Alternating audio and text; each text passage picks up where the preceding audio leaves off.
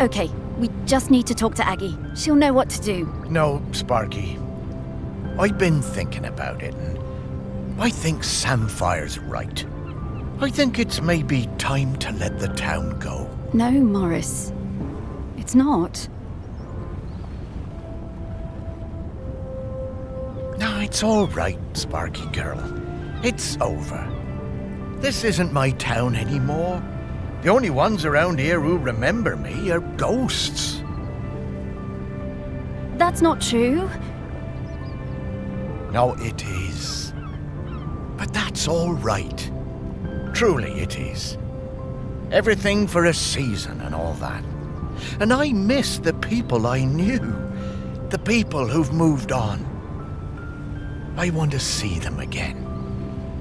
I think I will take Pete Nochop on his offer and head into the west with him.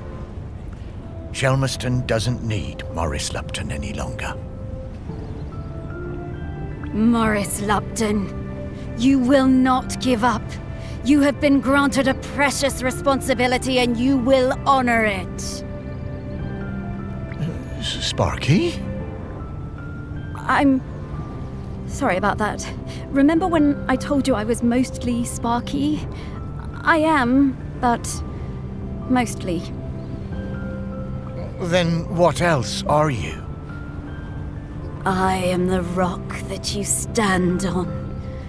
The wood you people built this town from.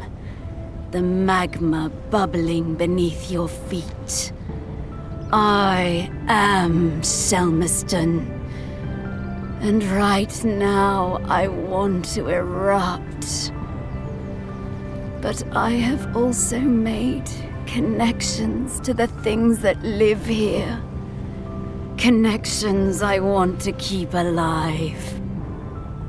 I need you, Morris. Right. Well, And I'm still your Sparky. And I need you, Morris. We all do. Oh, Sparky. I know you feel forgotten. I know you want to move on. I do too, but I can't until I wrap up this last bit of unfinished business. Will you try one last avenue with me? If we still can't find a solution, then I'll be done. It'll all be done. And we can go into the West together. Please. All right, Sparky. One last try. But who else is there to talk to? Aggie. Aggie? But where is she? I mean, she's everywhere, isn't she? She is. But I can sniff her out. I just need some mementos. But where would we find mementos from back then? Oh, of course. Back to your museum, Morris.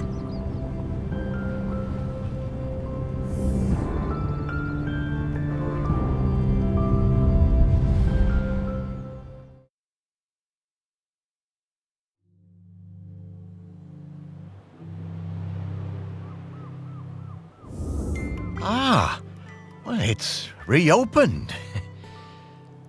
Well, I suppose that's good. You need to keep up the footfall. Everything has to move on. Well, yes, but, it is still your museum, Morris. It wouldn't be here without you. It was never my museum, Sparky. It was Shelmerston's. It's changing, but,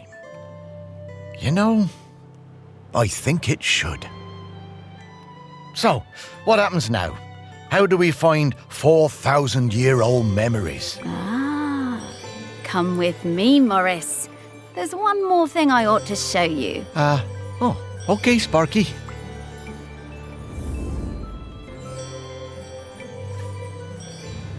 that a narwhal? No. Let's go find those people. Who here knows him? Or knows her. Yes. I'm sure. Oh, I see. Well, don't suppose I'll ever look at Aggie's room the same way again, will I? Morris, take a look at those skulls, please. The skulls? Well, they have memories inside them? Oh, that's rather morbid, Sparky. Not quite. Look, I didn't explain this before because I felt things were confusing enough, but that slicing is a bit more powerful than I've led you to believe. Oh, well, what do you mean? Well, we aren't limited to memories of people who are alive. People are bounded by time, but memories aren't. Check it out. Uh-huh.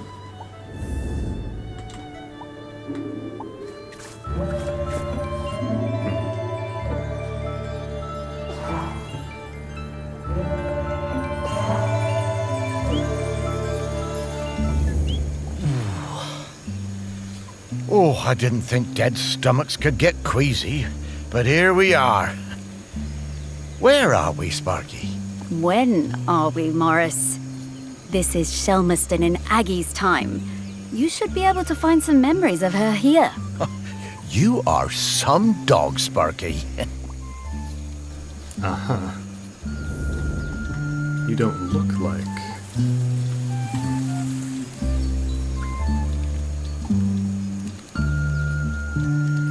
Now, they said a few thousand years, yeah? Right?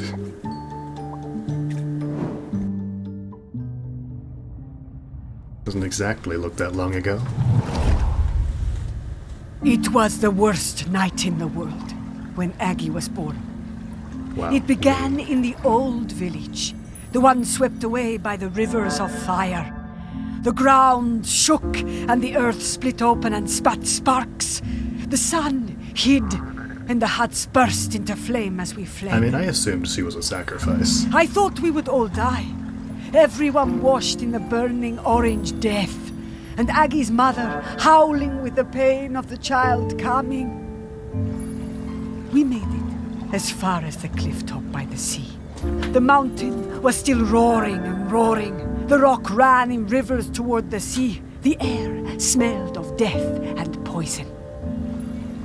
But Aggie was perfect. Small and angry, her tiny fists pummeling the air. I used my knife to cut the cord. It's a weird-looking knife. We chose a spot for the new village closer to the beach. The burning rivers cooled to pumice and black glass. I made sure everyone knew that a life that began in this way would be special. Not everyone believed me, but Aggie proved me right. Maybe I am wrong. My goodness. Giving birth like that must have been awful. What a terrifying situation. So, where do you think that knife is? Should we look around here, or...? No, I'm pretty sure I've seen that knife before. Back at the museum, I could've reckon. figured that Okay, out. Morris, let's go. I mean, I did figure it out, but then they just said it aloud.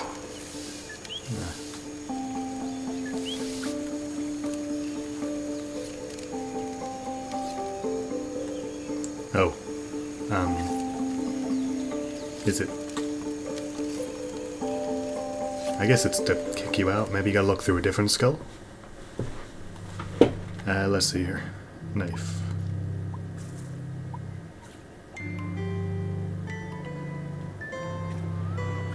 You know, I thought everything was supposed to be back there. I'm sure I've gone too far.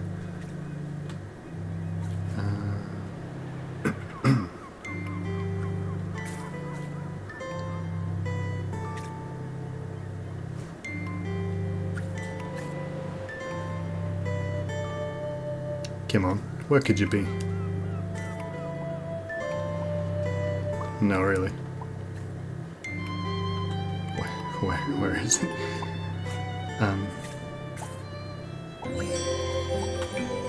Hello.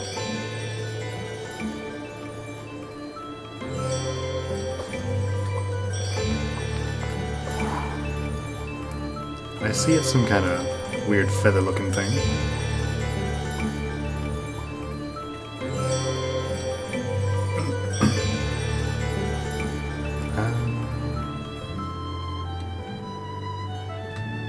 Am I just going right over it? Or what am I seeing?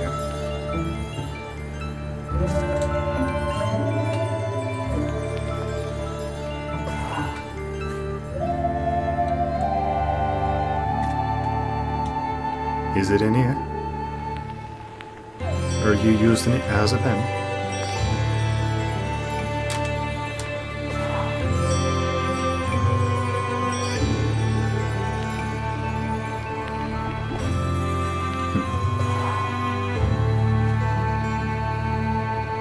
Let's see, camel, living bell.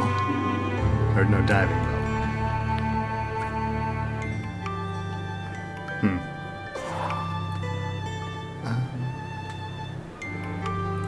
Yeah, I think I'm in the wrong place. Just a small thought.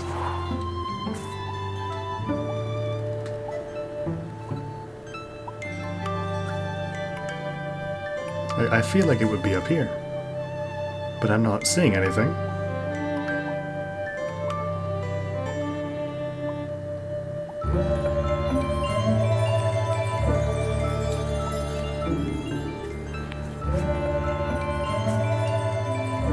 I don't see why it'd be in any of these exhibits, but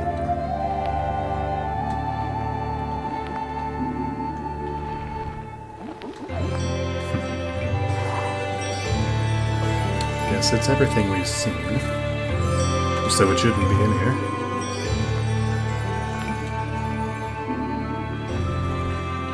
Well, there's definitely one of them.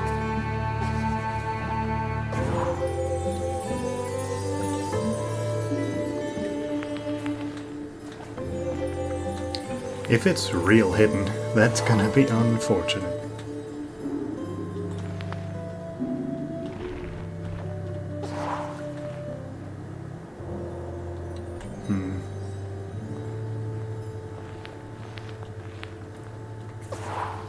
A knife.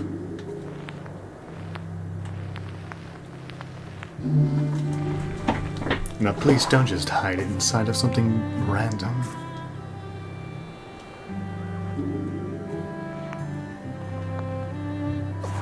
Must have run over already. That would suck.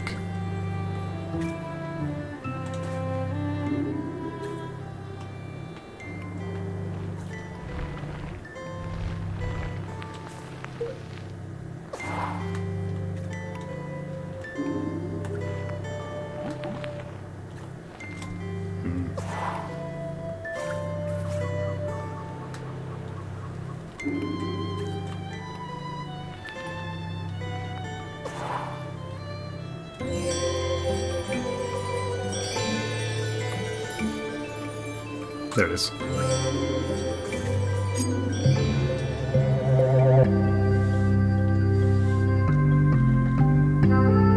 It's not that large of a museum. Beautiful. And to think that people had not long stopped using flint tools when this was made.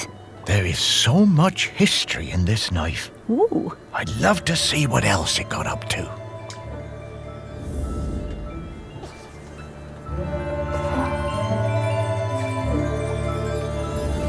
I'm getting the scent of Sorry. Rankins again, Morris.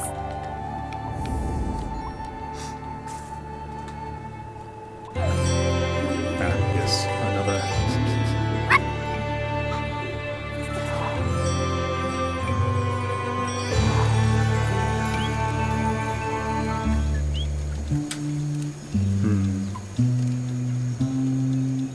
Can't we just get memories from people when she was alive?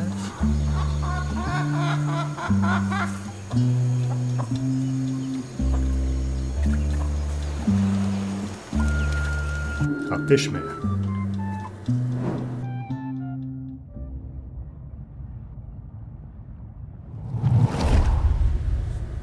Of course we watched her. We had heard of her birth and seen her on the shore. Her feet sometimes in the seawater, her body in the sun. We did not show ourselves at first. As a test, we left the mirror on the black shore, born of the volcano on the same day as her, and waited to see what would happen. to see if it called to her. She picked it up, turned it from side to side. She took it home. The next time I saw her, I introduced myself. We sang together, and I showed her how the mirror worked. How if you emptied your mind and thought of air and light and sea, you would see things in its surface. How things would unfurl in the future. Aggie was better at mirror gazing than any of us sea folk. She saw a girl, her own daughter not yet born, as leader of the dry folk. I told Aggie to keep on gazing into that mirror, that one day the island would need something more than a leader.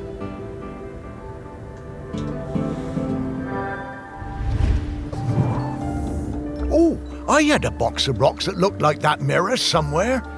Where did I put it?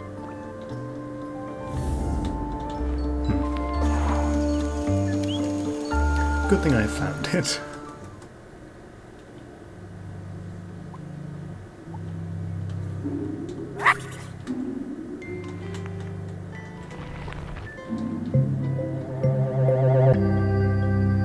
Yes, if you don't think of anything, I'm sure it looks like something.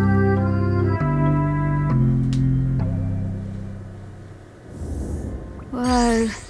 This thing is really powerful, Morris. Can you feel it?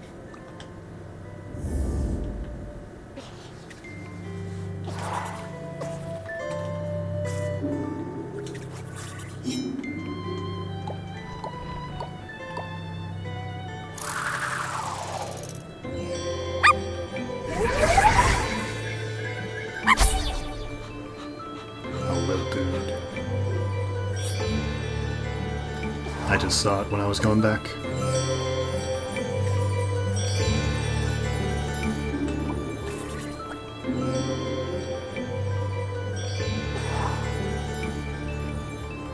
The skull does not happen to fit that good.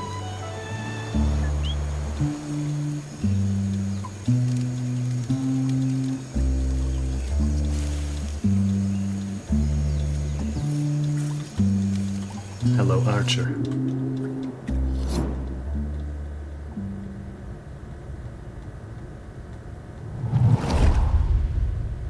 I was always fearless. My mother Aggie told me there was nothing I couldn't do. With Otsul and without, I hunted the deer in the woods and the hares on the mountain, all before I had taken my first lover. And younger still, one time Aggie had me knock her tooth out when she was in terrible pain. I didn't mind even when the blood poured out. It was easy for me. Spears and knives were my nature. Death and courage were my meat and drink. I knew about Aggie's mirror, of course, but did not believe all of it. When Aggie warned us the Mauler was sick and there would be fewer calves for the following years, none of us listened. It was to be my first cull. I wanted their blood. It was my nature. We would not take less of the Mauler just because an old woman told us to. She came to the beach after the Morlo slaughter, her hair wild, eyes burning with fury, raged and shouted like a woman out of her mind. "We had killed too many," she said. Then she left the village, told us she was done with all of us, forever. As Otsul marked me with oil and blood, I did not mourn my mother leaving. I was young and foolish, and the sight of her ashamed me. But of course, I did not see what was to come. To think that they were still having the same arguments about the Morlo way back in the Bronze Age. Aggie must have sensed the trouble ahead. Maybe she was trying to find a way to prevent it.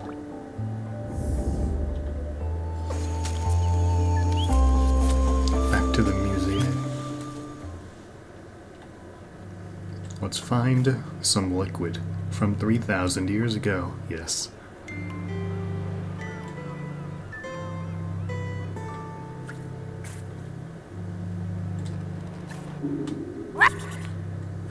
It's probably this boat here.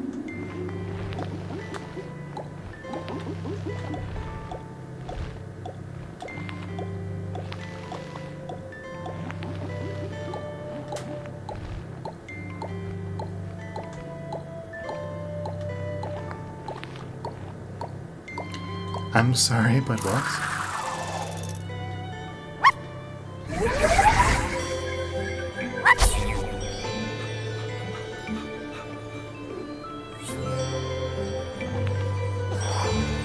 Anyway, I'm not seeing that here.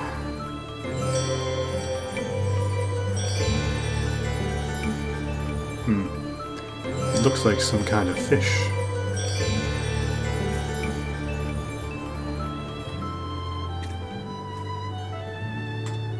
Now, where could that thing be?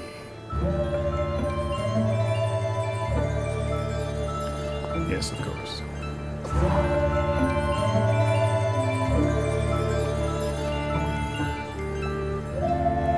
Looks like I missed it somewhere.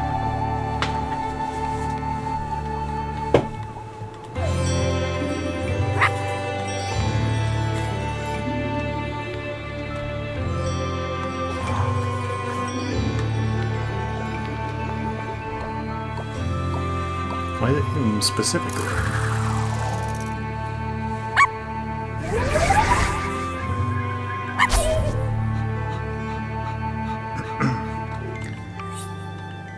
Okay. Is it in here at all? I feel like I've seen that before. Like, just in general.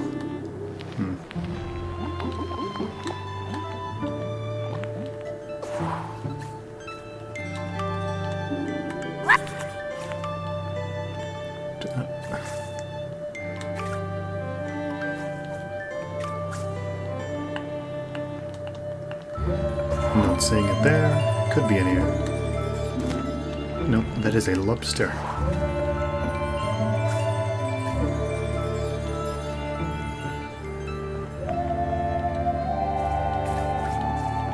That looks like some kind of skyway.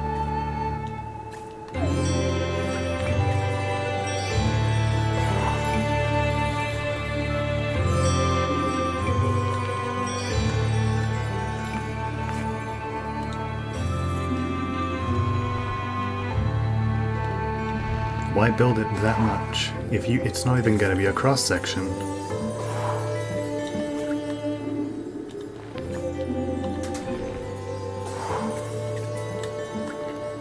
But of course, I cannot find it. Is it this thing?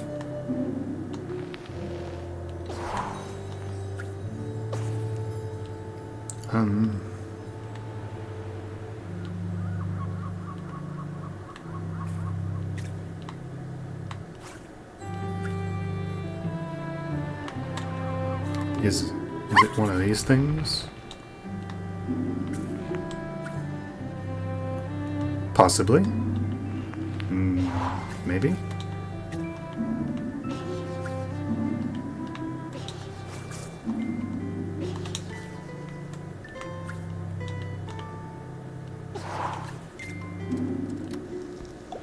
Oh. Oh, I'll sing you a song of the Queen of the Sea. Yes, music, of course.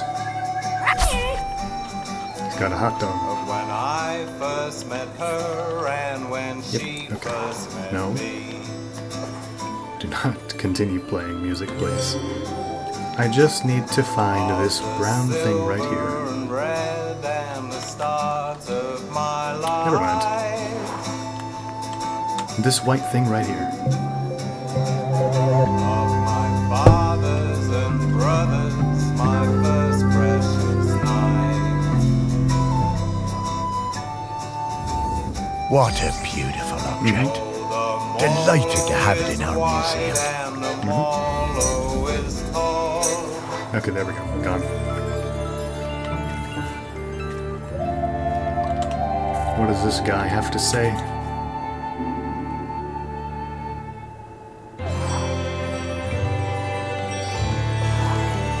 Looks afraid.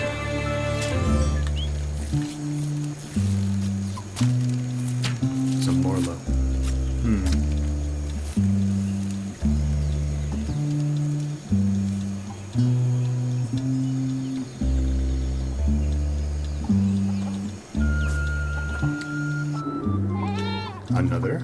Oh, same guy.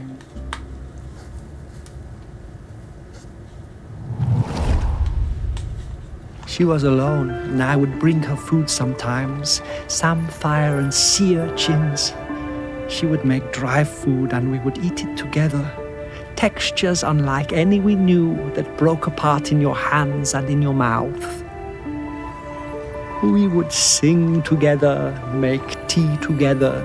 We became her family. The dry folk left her alone. She had a companion for a few seasons, a hind who came down from the mountain and slept at her fire. And then, for a few more, a golden hare that ate from her hand. One night we all felt it. Those of us in the water and those above. The island waking, rumbling, alive again, more furious than before. I found Aggie awake, tending her fire, unsleeping, unresting, staring into her mirror. She told me she'd seen the island sinking into orange fire and boiling sea, lost forever above and below. The village and our town in the sea caves, all gone. Aggie went to the shore and blew the sinistral shell, calling our people up from the water. Aggie sang for them the oldest song, and we spoke for some time. That night, the sea and sky was all the same color, a deep grey blue like a mackerel's back without the glitter. As the dawn approached, Aggie left the beach to return to her people, to tell them what must be done.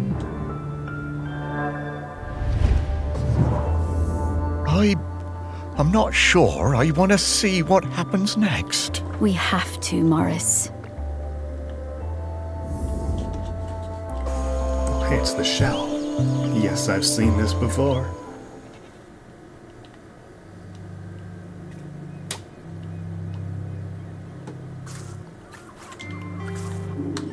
I think it's here. Nope, it's the other side.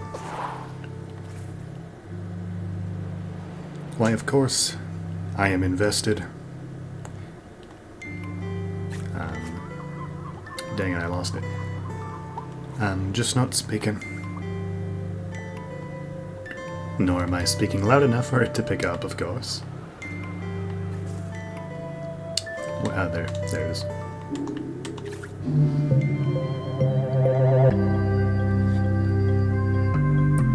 So we took it from them and put it in a museum? Such a small thing. But it changed the entire course of our island.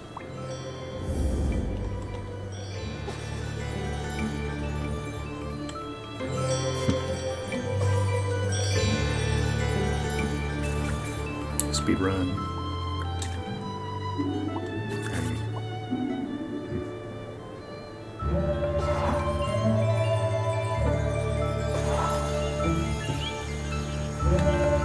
What you looking at? It was quite obvious what happened. No one's dead.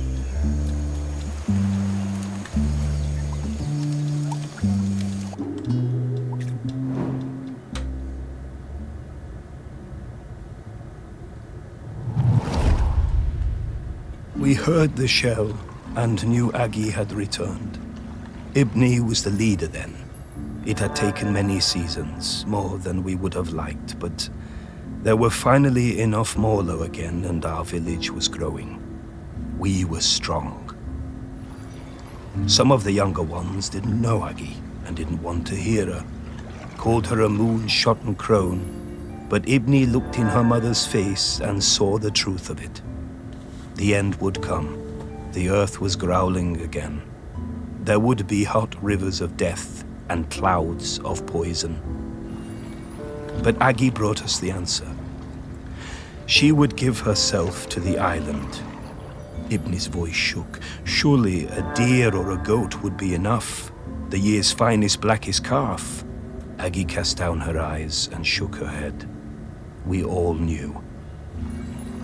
I offered my blade, but Aggie turned me away. She took her knife that had cut her own cord the night the volcano last erupted and wrapped Ibni's fingers tight around the bone hilt. "It must be you, Ibni," she said, "and it must be now, before the sun comes up. This day, this morning, or we are all gone. The village, the people, the island."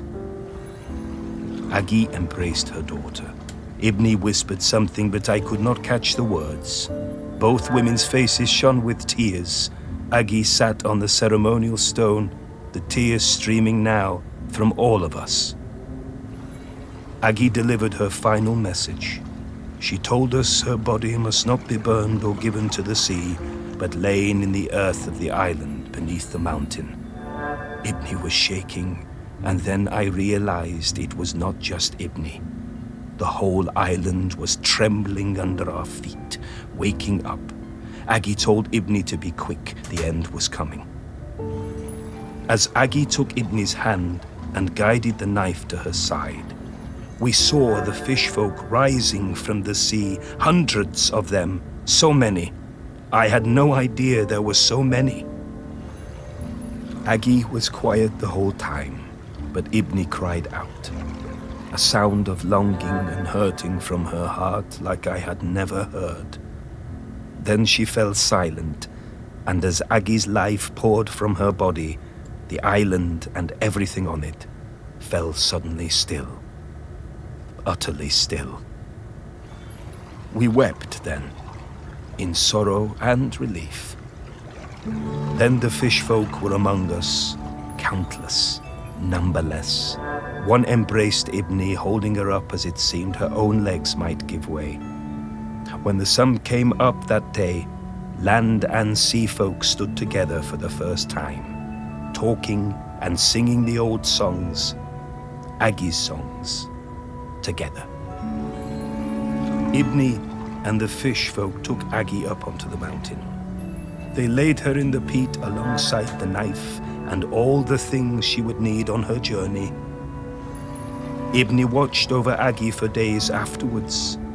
Before she was covered, she placed a sacred carved stone, Aggie's beloved hair, inside her mother's mouth, to guide her and help her keep the mountain still forever. And so it was. Oh, Aggie. Now that's bravery. Yes, and now let's zoom inside of them.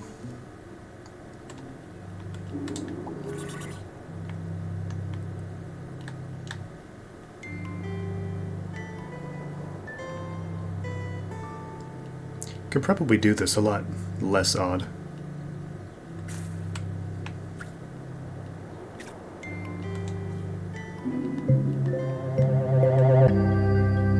And her organs are still there.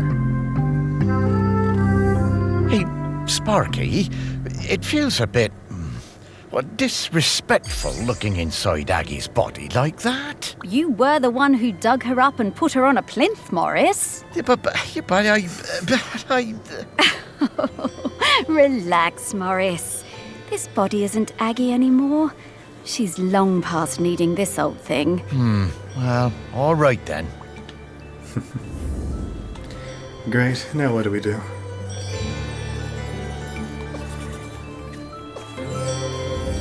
Okay, Morris. I'll level with you. We absolutely didn't need to find Aggie's mementos in order for me to sniff her out. She's here, and waiting for you. She has been this whole time. But then, why did we need to visit the Bronze Age? Aggie thought it was important for you to see those memories, so you would understand her path before you met her. But also, wasn't it cool? That it was. The things I've seen now. Oh, Sparky, thank you so much. To think, for a while there, I was worried that being dead was gonna be boring. You are very welcome, Morris. Okay, so, shall we go say hello to Aggie? Yes! If we can go to the Bronze Age, Can we not just go back in time a little bit so we aren't on a clock? You know?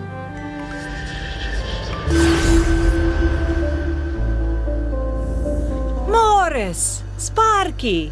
It's so good to see you both. Hey, Aggie. Wait, you know me? Of course I do. Morris Lupton, one of the best-loved men in the history of Shelmerston, with the very finest dog. Me? Oh, I don't know. Come now. Let's go out of this place, into the air.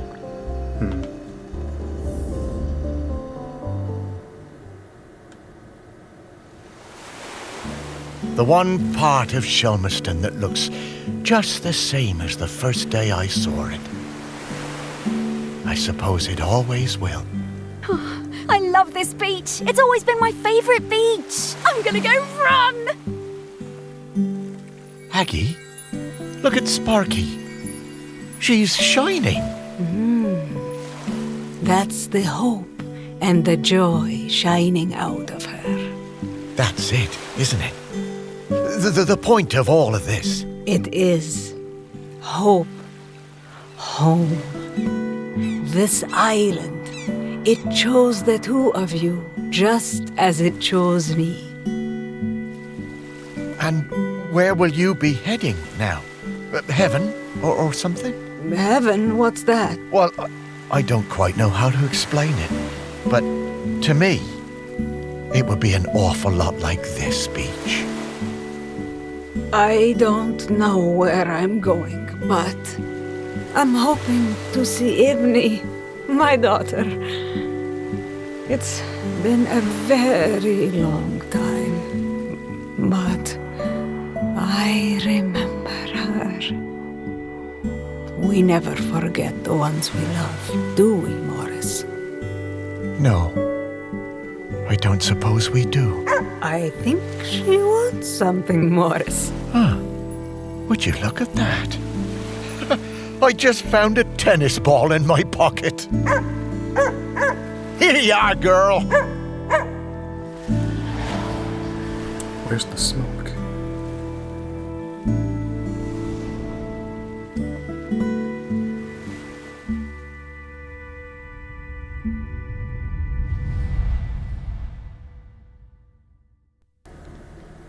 Yes, but did we not resolve anything? Was it resolved?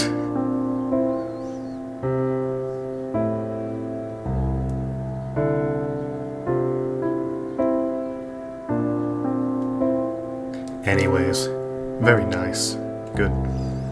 I mean, all characters, quite good.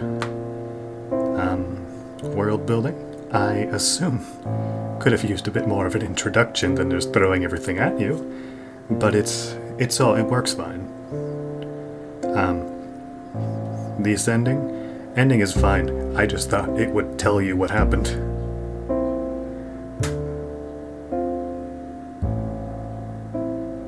Like, what is it? Morris and his dog? Is anyone staying? It's not like everyone just died. Because the volcano stopped.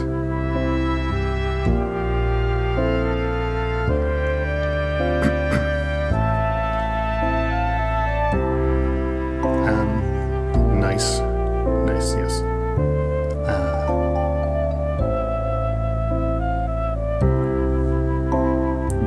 It wasn't that long. I don't have too much to talk about. I just thought it was quite good.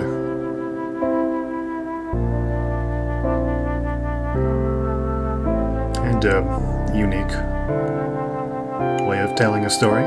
Very good. Very nice.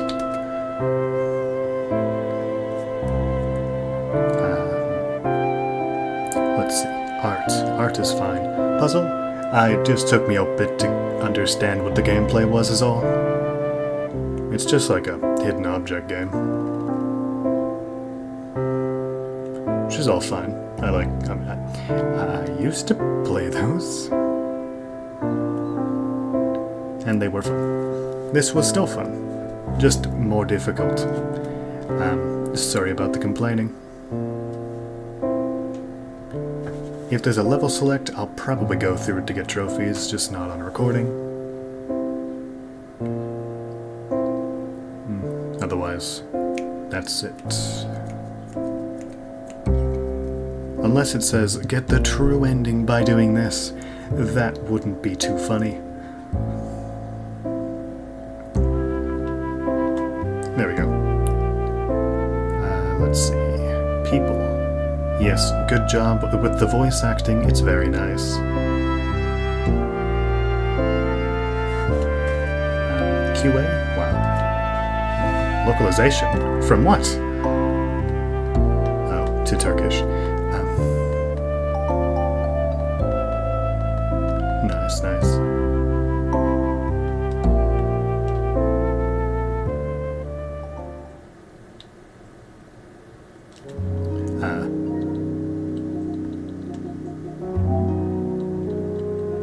One sec. What are the trophies? Meet everybody. Find all the... Do those things, which is a bit annoying. What's this? There's even more secrets? How funny.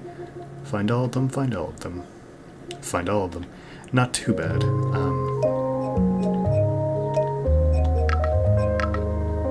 Of course, there's not a level select, so...